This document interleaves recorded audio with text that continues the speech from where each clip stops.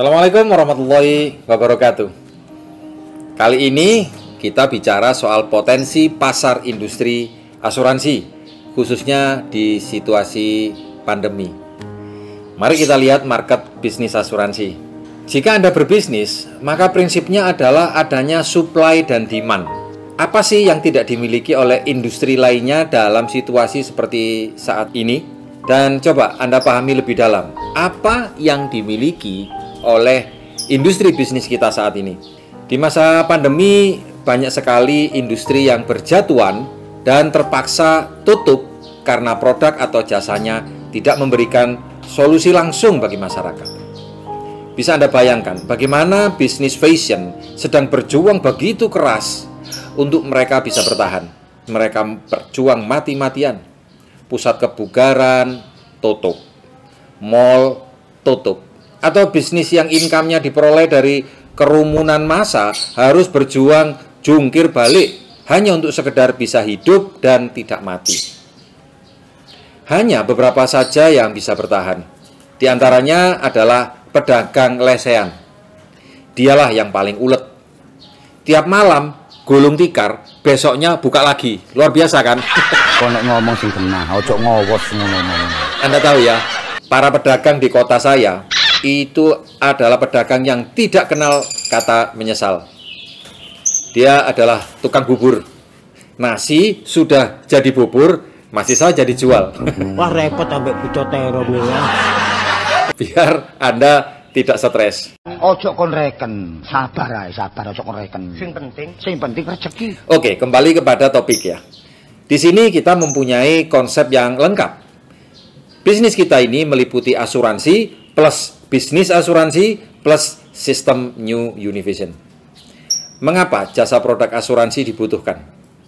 Kita tahu jumlah penyakit semakin hari semakin banyak saat ini. Sehingga berbagai perusahaan raksasa melakukan riset atau penelitian di berbagai segi untuk keperluan dan kepentingan masyarakat lebih luas.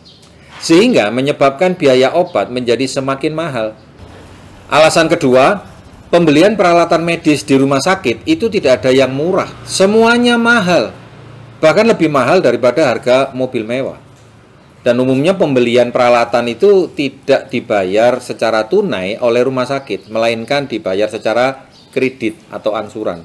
Sehingga beban biaya bunganya itu dimasukkan di dalam komponen biaya layanan buat para masyarakat.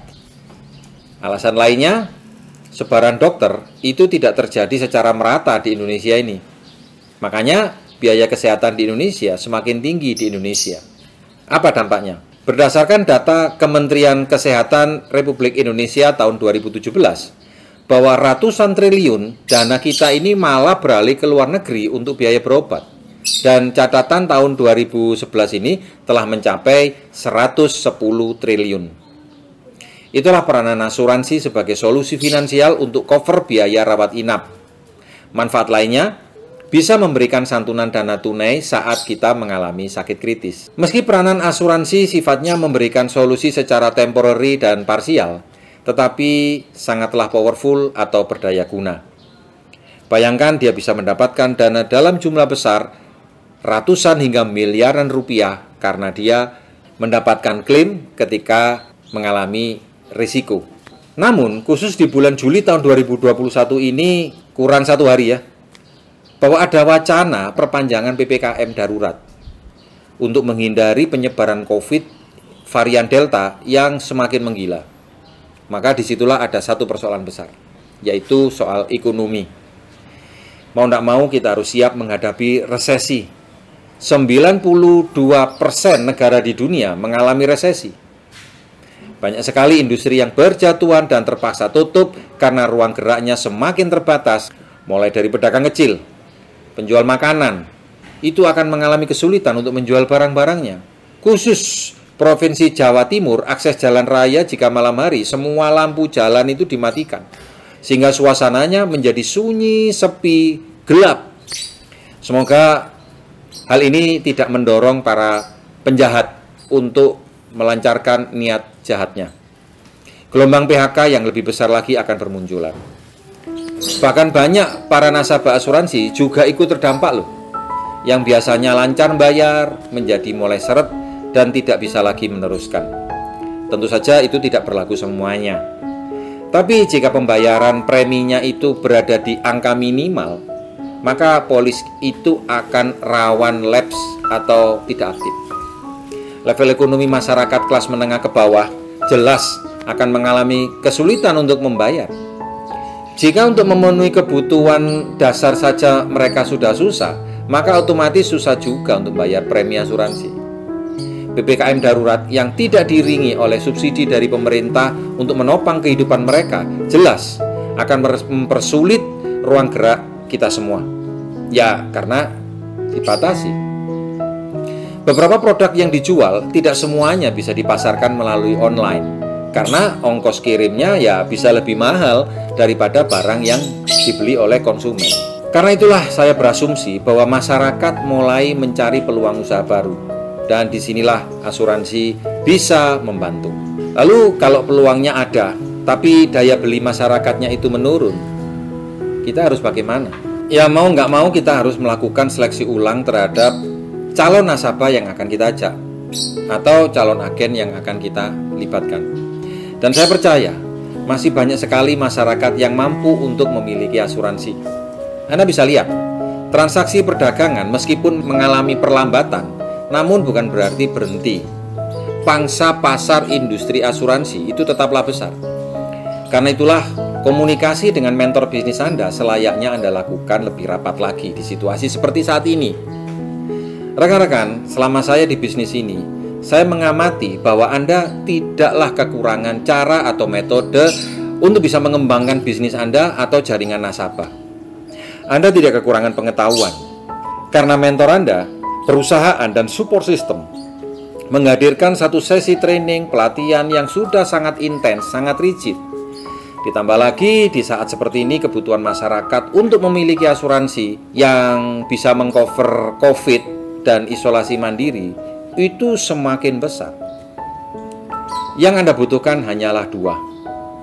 Yang pertama, mengetahui dengan jelas mengapa Anda di bisnis ini. Tahu apa yang Anda inginkan dari bisnis ini untuk cita-cita dan masa depan Anda. Apa yang Anda inginkan? Yang kedua, Anda mau mendengarkan apa kata upline atau mentor Anda. Bisa jadi mentor Anda akan meminta untuk kita melakukan sesuatu yang membuat kita tidak nyaman. Kita sudah merasa menyerah. Misalnya bangkit satu kali lagi setelah kita ditolak. Atau meminta Anda untuk bersedia melawan rasa keengganan untuk Anda mau action. Membaca buku yang Anda tidak sukai. Jadi Anda perlu mendengar saran mentor Anda dan bertindaklah secara bijaksana. Masih banyak tim kita yang setuju tentang hal ini, bahwa setiap orang ingin sukses. Tetapi pada level eksekusi lapangan seringkali mereka ini langkahnya tidak selaras. Antara pikiran dengan hati tidak nyambung. Yes, yes, yes, but no. Akhirnya ya, oh yes, oh no. Mari kita simak dialog Berintik dan Bondet soal ini. Berintik tanya, "Dad, kenapa mukamu bonyok gitu?" Iya, Dik. Aku dipukul perempuan dalam lift tadi pagi. Nggak kaget. Wong kamu aja loh. Pasti kamu jahil ya? Enggak kok. Kamu itu kalau sudah lihat cewek itu pastilah geragas. Omongmu kayak wong tandes. Beneran. Ini pasti karena salah pengertian. Maksudnya salah pengertian itu gimana, Dad? Ya, waktu aku di dalam lift, ada cewek masuk. Subhanallah, cakep sekali ya. Aku itu ya mengagumi wajahnya. Terutama keindahan itu, dadanya itu. Masa nggak boleh? Ya boleh aja, wong kamu kan punya mata. Lantas kenapa mukamu bisa bonyok gitu? Nah gini, saat aku memandang wajahnya dan badannya, sambil aku senyum-senyum, tiba-tiba dia itu bilang gini, "Mas, tolong pencet satu, Mas." Lah, begitu aku lihat ya langsung aja tak pencet, tak nut gitu. Bareng aku mencet, aku tempuiling. Salahku apa tuh, Pak? Narik daplek kalau ngomong. Kan aku mulai narik wis Tanganmu ndek iki apa kan? Wis. Makanya kalau diomongin itu didengarkan dan dipahami dengan jelas. Jangan asal menggunakan asumsi. Anda perlu konfirmasi lagi agar tidak salah paham. Itu kan maksudnya mencet itu tombol lift, bukan mencet yang lain kan. Wah repot ambek buta terong ya. Jika Anda sudah melakukan dengan benar, maka percayalah bahwa Anda tidak bekerja sendirian. Mentor Anda akan membantu saat Anda kewalahan untuk mengelola tim yang semakin besar. Tapi beliau akan susah membantu jika sikap Anda itu seperti patung hidup atau pura-pura mati. Seperti dalam cerita medan peperangan Perang Dunia yang pertama. Begitu perang, ya, kembali ke barak, jangan sampai Anda itu diletakkan dan ditandai dai Anda ini sebagai orang yang harus dimasukkan ke dalam barak tempat penampungan jenazah. Padahal sesungguhnya, ya, kita masih hidup. Atau jangan sampai Anda membiarkan hidup berhari-hari bersama tubuh yang sudah tidak bernyawa. Anda bisa mati sungguhan karena penyakit yang dibawa oleh penyakit itu. Jadi lihat lagi, adakah harapan untuk membangun bisnis Anda menjadi lebih besar?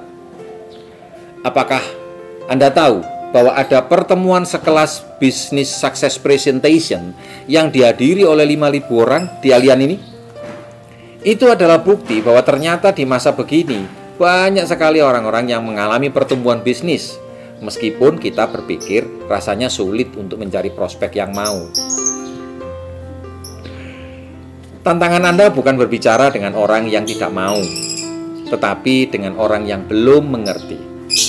Itu dua hal yang berbeda loh. Serupa tapi tidak sama. Anak kecil itu tidak punya istri itu karena dia tidak mau ataukah karena tidak mengerti. Jadi jangan asumsi saat Anda masuk ke dalam market ketemu sama prospek lalu Anda berandai-andai yang negatif, pasti dia tidak mau. Jika dia menunda, tanyakan, mengapa kamu kok menunda? Apakah karena programnya, karena preminya, ataukah karena alasan lain? Jika dia mengatakan tak pikir-pikir dulu, Anda katakan setuju. Tapi Anda tanyakan lebih jauh. Apa yang kamu pikirkan? Tanyakan kembali kepada teman Anda. Benarkah kita punya masalah yang besar saat penghasilan kita ini dipaksa stop karena sakit, kecelakaan, cacat, dan meninggal? Apakah pertanggungan proteksi dari Allianz itu dapat membantu enggak? Tanyakan lagi. Yakinkan kepada teman Anda bahwa apapun yang kita mau pikirkan, kita tetap harus melanjutkan hidup ini kan, meskipun lagi PPKM darurat. Tanyakan kepada mereka, bagaimana daya kerja kita semakin lama ini semakin naik atau semakin turun? Kalau kesehatan semakin tua semakin bagus atau semakin jelek? Bagaimana dengan biaya hidup di masa yang akan datang? Tambah murah atau tambah mahal? Bagaimana dengan biaya pengobatan? Bukankah jelas semakin mahal? Apapun jawabannya, Anda bisa tanyakan, kira-kira Anda bisa tanyakan satu hal ini. Kira-kira problem ini mau jadi bebannya siapa? Bebannya Pak Lurah, tetangga, mantan Anda, atau diri Anda sendiri? Kalau dia sepakat bahwa bebannya itu dipikul oleh diri kita sendiri, apakah mereka sanggup? Apakah dia sanggup untuk menjadi perusahaan asuransi buat keluarganya? Bukankah justru di masa yang sulit ini kita harus saling tolong-menolong, gotong royong, saling mengikhlaskan sebagian dari dana yang kita miliki untuk menolong orang lain? Dengan asuransi, maka uang besar bisa dibeli dengan uang kecil. Semoga bermanfaat. Tetap jaga kesehatan. Jangan lupa gunakan masker, cuci tangan pakai sabun, makan nutrisi yang berkualitas, rutin berolahraga, dan jaga hati Anda dengan klik subscribe dan nyalakan notifikasi loncengnya. Assalamualaikum warahmatullahi wabarakatuh.